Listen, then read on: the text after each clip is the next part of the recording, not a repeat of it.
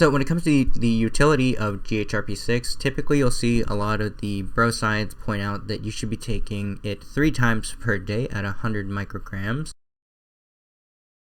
Are in fact recording. Perfect. So hi everybody, I'm Damon, and today I want to talk to you guys about my experience with GHRP6, why I prefer GHRP6 over GHRP2, and some of the science behind why I think it works so effectively. So if you're new to the channel, you haven't seen any of my videos, you will know that I used to be on the crusade to be as big as possible, as lean as possible simultaneously. I was doing like the whole sort of like looks maxing kind of thing with bodybuilding in mind, and yeah, as a result, it came across as some interesting interventions, obviously with the use of synthetic androgens, pro-hormones, yada yada yada. You can see sort of where I was at in terms of like just trying to bolster my diet and get as lean as possible and as big as possible. It did create some relatively reckless things, like 4,200 calories. I remember that, and then this is obviously the testosterone with the DECA, with the D-ball, which this is a highlight kind of thing, because I was dense and thick, but I was bloated as shit constantly. So once I dropped the DECA, I got my estrogen under control, fixed my prolactin, did things like trenbolone that really helped shape things out. But more interestingly is towards the end here, I had started to utilize GHRP6 to help bolster my appetite, help with a little bit of lean recomp, and long story short, it works. So you can see here, like, I'm not like super duper ripped or anything, but you know, obviously my abs are very cloudy.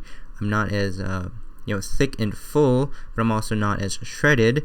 And after I had started to utilize it, I noticed that it was very apparent, one, that the synthetic androgens are doing a lot of load, but two, that I was able to actually eat much more and still remain relatively lean.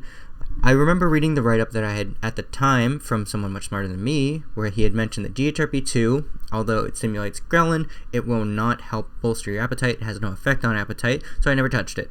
But what I did remember reading is GHRP6 does have a significant effect on bolstering your appetite. It does help you increase the amount of hunger that you have, and that the dosing protocols are as follows. So when it comes to the utility of GHRP6, typically you'll see a lot of the bro science point out that you should be taking it 3 times per day at 100 micrograms, and you could be scheduling that out anywhere from 100 to 200 micrograms per injection.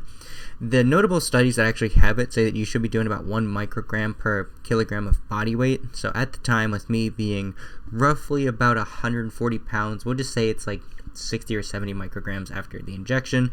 However, I did notice on days where I did go below 100 that the desire to eat wasn't as apparent. And it's not like this makes you ferociously hungry, by the way. Unless you're somebody who takes this on an empty stomach, then you won't really have the sort of like incurred benefits from wanting to eat more food. Like, if you take it on an empty stomach, you will feel like, okay, I need to eat more, and like I need to eat something. But it's not going to make you like so voraciously hungry that the only thing you think about is food. And consequently, if you take this roughly about 45 minutes to an hour after you have eaten a large bolus meal, you will definitely notice that you are more peckish. So why is that?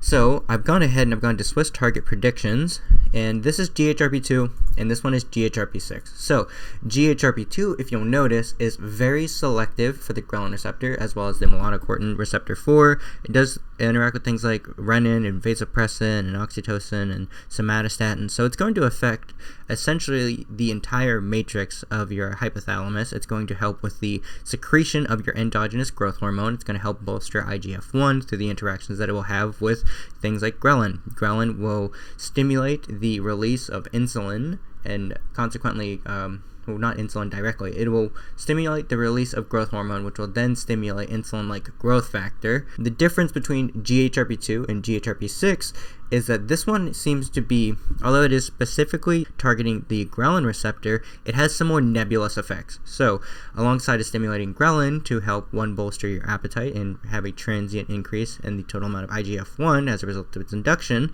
and the letdown of the endogenous production of growth hormone, you'll see that alongside of the vasopressin and the melanocortin receptors, which are going to have an effect on your endothelial cells and smooth muscle tissue, it also has gastrin releasing peptide receptor hormone activation. And the importance of that specifically is that it will help with the gastric emptying, the production of gastric juices, and I feel like this is why potentially GHRP6 is more preferable over GHRP2.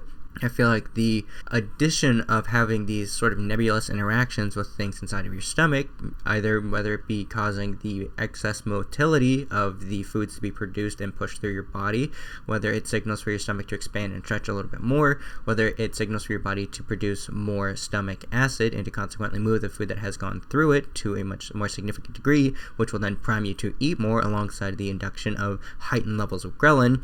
Maybe all of these work synergistically to promote the appetite that is sufficient to allow you to have more calories than what you can naturally consume without feeling like you're going to throw up and die, because there's nothing worse than when you're just eating so much food at the end of the day, you already feel sluggish and you're super gross, but you know that you're lean bulking or that you're just dirty bulking at this point, and you need to slam back the food so you can accrue more mass, and you've already done everything that you can. You've maximized your sleep, you're making sure your micronutrients aren't deficient, you're eating a sufficient amount of protein, your sleep is on point, and you just need the more calories due to your busy day, and you can't really adequately space out your food choices. So you end up with something like GHRP6, which says, hey, even though you can't really space out your food, I'm going to give you the propensity to have the desire to eat more food. And that consequently does lead to the accrual of more calories over time. And if you're lean bulking and you can't really get it in, this is going to be the perfect solution for you on paper. Anecdotally, it did work very well for me. I would do the 100 micrograms. I would do it 45 minutes after each meal, 3 times per day. If I wasn't going to have like 3 bolus meals and I was just going to have like my morning breakfast, I was going to be busy at work, so then I would just grab something post-workout and then something before bed, I would always take it after I would have a big meal, or if there's nothing in between, I would try to avoid taking it on an empty stomach, because like the 100 micrograms on an empty stomach, it just makes it apparent that I haven't eaten. It's not like, I don't know how to describe it. It's not like you're like hungry and you have like hunger pains or anything. It's just kind of like, fuck, like you don't even hear your stomach rumbling. You just know like, okay, I gotta eat because like my body's telling me I need to eat, if that makes sense. But it's just kind of like very annoying that you can like feel that you have an empty stomach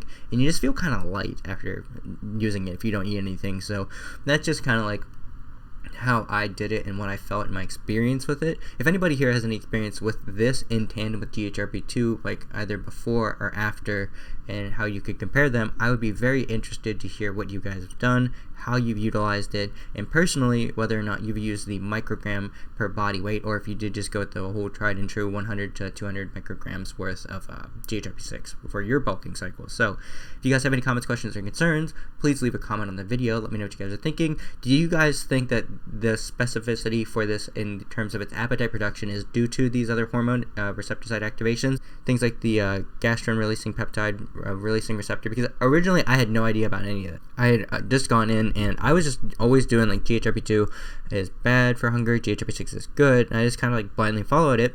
But then I couldn't really find any studies. Like I've gone through a fair few of them, and they just noted that it did have an indirect benefit for the production of other things through ACTH letdown, as well as having some other nebulous effects, but I didn't really know, I didn't understand exactly how and why it was so much more different than GHRP2. I mean, obviously they're different chemical structures, but I mean, why isn't it that it makes you catabolic? Why isn't it that it does all these other sorts of things, So that's something I wanted to get into, and that's why I'm very grateful to have things like Swiss Target Prediction that can kind of like map it out and tell me like this is theoretically going to attack on this subreceptor site, or this one's going to deal with these, and then you can really see a breakdown and how they work. So I am incredibly grateful for this tool, and it has helped me immensely with trying to build together cycles and plans and seeing how things could potentially be utilized to augment one's own physique. I appreciate you guys listening. I appreciate all of you that watch. If you do leave a comment, or if you're one of the people that sends me a DM on Instagram, my Instagram handle is just @DamonIsVegan. It's all one. Feel free to float me a follow and say, hey, I saw your topic on XYZ. I just want to ask you a couple questions about it. I would be more than happy to get you squared away when I have some time available. So that's just about it. And yeah, GHRP6, a decent intervention for me anecdotally as a lean bulking agent. So until next time, Toodles.